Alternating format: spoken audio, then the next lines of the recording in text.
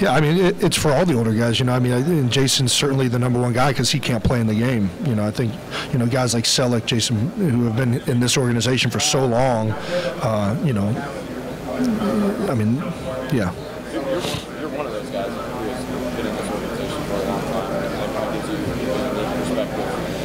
Have you reflected much at all on, and I know you've got a game to prepare for, but kind of the implications of what this game could mean for the organization, kind of what it means at this point in your career?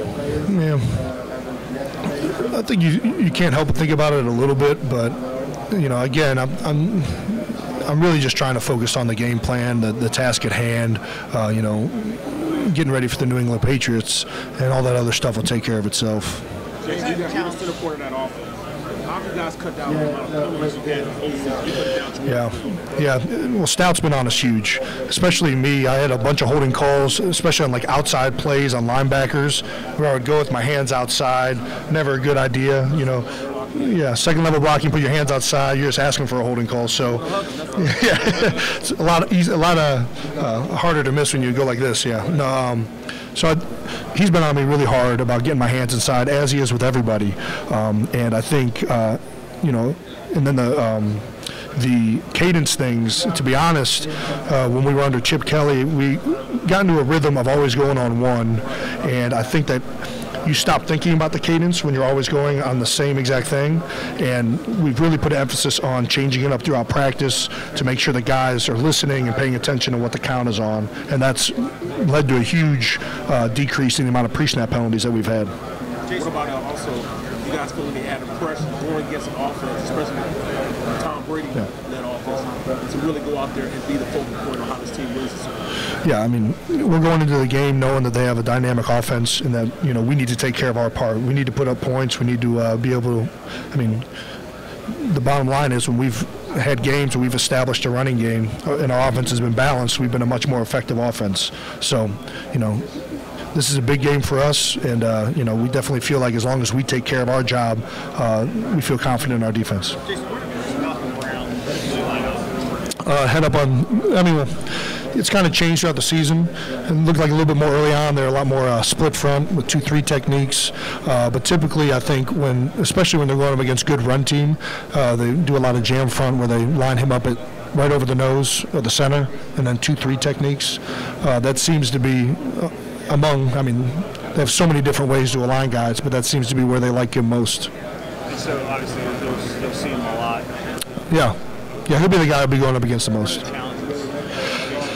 He's a really good player. He's athletic. He bends well, so he plays with good leverage. You know, you watch him two-gap a center, it's like he's mirroring him. You know, he's not behind him the way a lot of guys are in some situations. And then on double teams, he plays with good technique. He holds the center, prevents him to get up to the second level so linebackers can run free. He does a good job heating up two guys.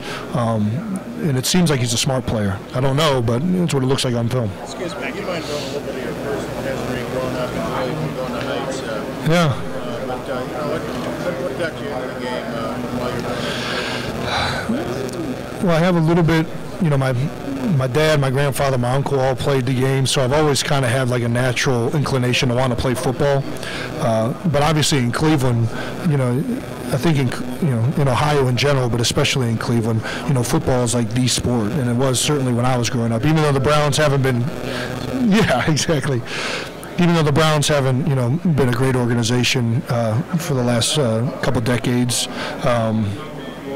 you know, the state and the city really thrives on football, and I think growing up, I played a bunch of different sports, which helped me become a better overall athlete. That I love that I did that.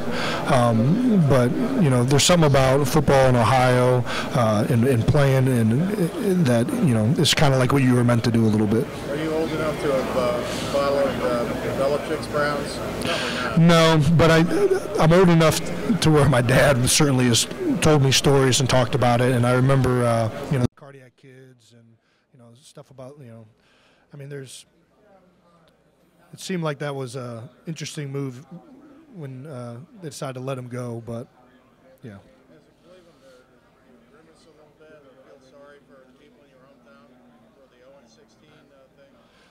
I do, and Cleveland fans, I think, in my opinion, are some of the most loyal, diehard fans that you can get, and it's proven in the fact that they're still diehard fans after 2 decades of awful football for the most part. I mean, they've been to one playoff game, I think, since the expansion team got back. Belichick's 94 win against New England was the last time. Well, that was the last win, right? Yeah. They made the playoffs. In 2002. Yeah. They played this. But that was the only one, and I mean that's got to be one of the record time droughts for any organization probably. But I think in all honesty, I think there's a lot of similarities in Philadelphia Eagles fan base and the Cleveland Browns fan base. I think they're both diehard cities that live by the football teams, and Philadelphia just happens to be a bigger market, so there's a lot more people. But Cleveland is as diehard as they come, in my opinion. Last thing on that would be, were you going to the new stadium when the expansion Browns came back? Yeah. Down there, what do you remember about going down there and who did you follow? What do I follow? What do you? Who did you follow? I mean, they had couch and I had a couch jersey. center and all that. Yeah, I had a couch jersey growing up. I mean, I still remember when who was the middle linebacker? Rudd took his helmet off and got the penalty. I wasn't at the game, but I remember watching that one. I only ended up going to one game, and it was a preseason game. We just never had tickets as a family, so. But I did go down to the stadium, and it was awesome. I was actually shocked at how steep the one side is. It was. Over it, it looks like it's straight up and down. Yeah, and I remember being like, "Oh my gosh!" It was like you just tip over and you're falling down the whole thing. But